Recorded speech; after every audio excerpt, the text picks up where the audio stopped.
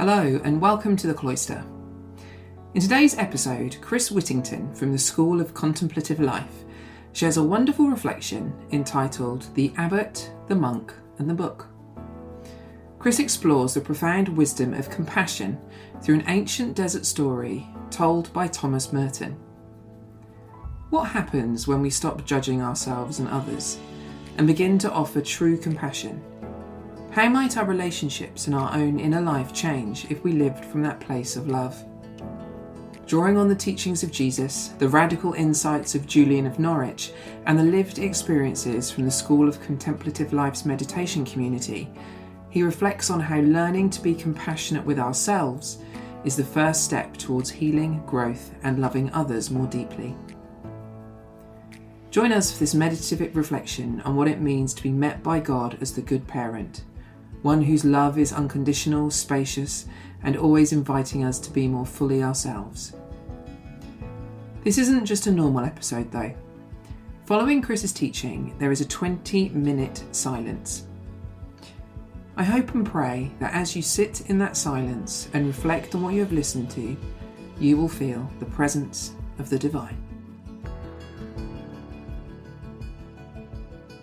In his little book, The Wisdom of the Desert, the great 20th century Trappist monk and writer on the contemplative life, Thomas Merton, recounts an ancient story of acceptance and deep compassion. Abbot Anastasius had a book written on very fine parchment, which was worth 18 pence, and had in it both the Old and New Testaments in full. Once a certain brother came to visit him, and seeing the book, made off with it. So that day, when Abbot Anastasius went to read his book, and found that it was gone, he realized the brother had taken it. But he did not send after him to inquire about it, for fear that the brother might add perjury to theft. Well, the brother went down into the nearby city in order to sell the book, and the price he asked was 16 pence. The buyer said, "Give me the book, that I may find out whether it's worth that much." With that, the buyer took the book to the holy Anastasius and said, "Father, take a look at this book, please, and tell me whether you think I ought to buy it for 16 pence. Is it worth that much?" Abbot Anastasius said, "Yes, it is a fine book. It is worth that much." So the buyer went back to the brother and said, "Here is your money. I showed the book to Abbot Anastasius, and he said it's a fine book and worth at least 16 pence. But the brother asked, "Was that all that he said? Did he make any other remarks?" "No," said the buyer, "he did not say another word." "Well," said the brother, "I've changed my mind. I don't want to sell the book after all." Then he hastened to Abbot Anastasius and begged him with tears to take back his book. But the abbot would not accept it, saying, "Go in peace, brother. I make you a present of it." But the brother said, "If you do not take it back, I shall never have any peace." After that, the brother dwelt with Abbot Anastasius for the rest of his life. Anastasius accepts the brother just as he is. He's not interested in judging. His only concern is to offer a space in which healing and growth can happen. Let's take a moment to imagine that the acceptance and compassion Anastasius offers is not directed to another person, but to a younger Anastasius. Let's imagine that the brother is the residue of wounds, of painful experiences, memories of decisions taken many years ago. Jesus teaches Be compassionate just as your Father is compassionate. For some, the word Father can be difficult to hear.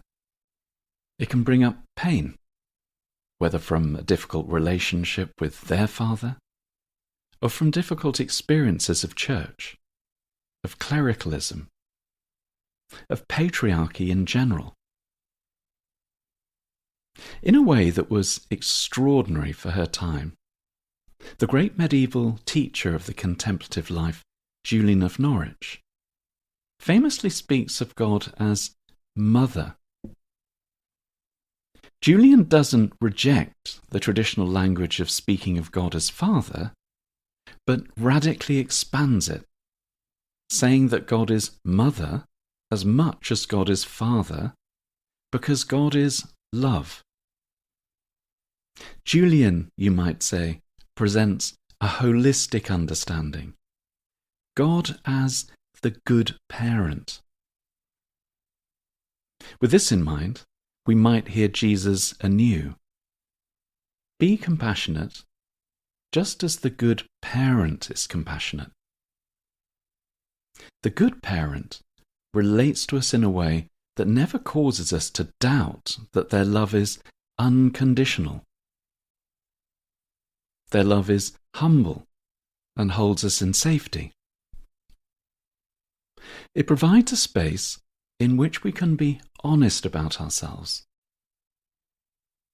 We can only acknowledge what needs to be met and tended to because the love that holds and sustains us is not interested in judging us, but only in healing and helping us grow. Our growth involves us being children. Making mistakes, not getting it, is entirely natural for children. It's unavoidable, to be expected. The good parent doesn't judge their child, doesn't withhold their love, condemn or inflict some sort of punishment on their child for being a child. Our failing, our falling over, our challenging and resisting is not against our nature, but part and parcel of it. It's entirely natural. We can't learn, we can't grow and mature without this. Julian, like Jesus, tells us that God's attitude towards us is also entirely natural. God is like the loving mother who watches over her children, feeds them, and remains patient when they struggle to understand what is best for them and best for those around them. Because of this, Julian sees no anger in God toward any of us. If God meets us with such compassion, how might we learn to offer this compassion to ourselves? Many Christians will have been taught, directly or indirectly, that they should love God first, then love their neighbour, and only then love themselves. Taking care of ourselves often comes last. But the contemplative tradition reverses this order. By learning to love ourselves, we become better able to love one another. Learning to meet all that is present within us with silent, non-judgmental compassion, we can tend to our wounds and our pain. We can meet what we would rather not meet.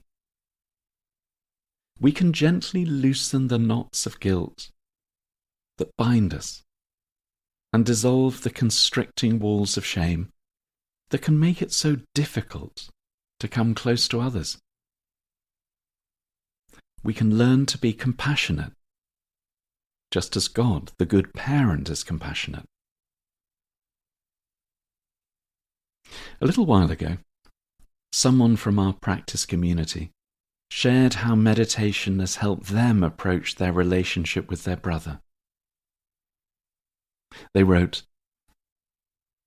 "My younger brother can be critical, negative and dramatic, but especially about his health, which I understand but find difficult to maintain sympathy for.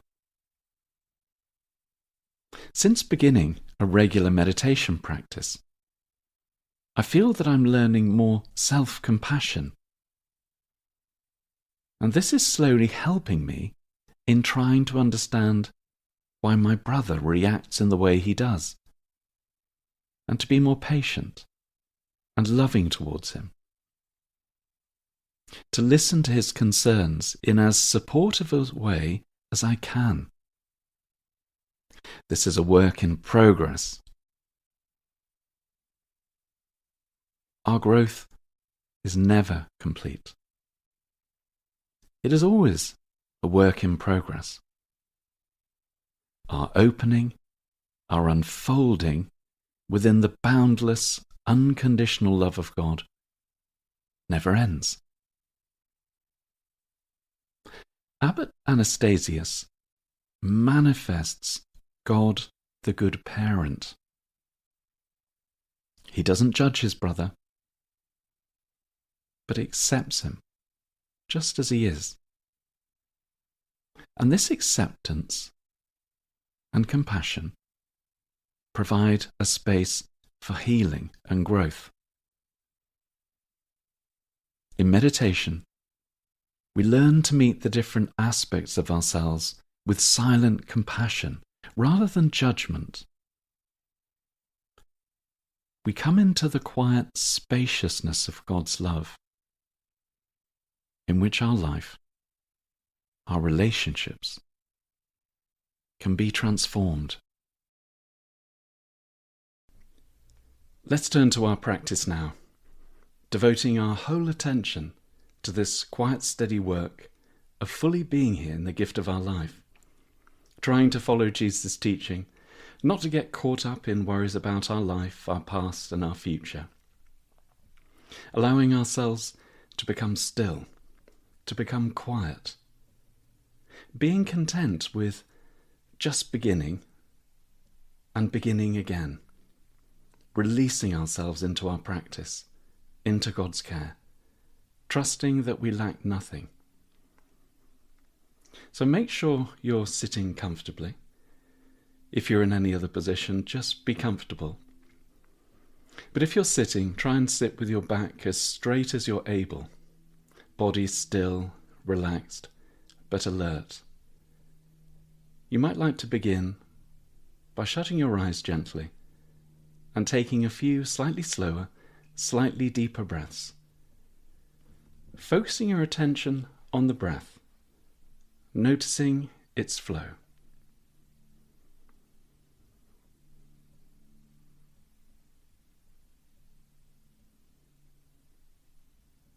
Now you might like to begin to say, to sound silently, interiorly, a simple prayer word or short prayer phrase.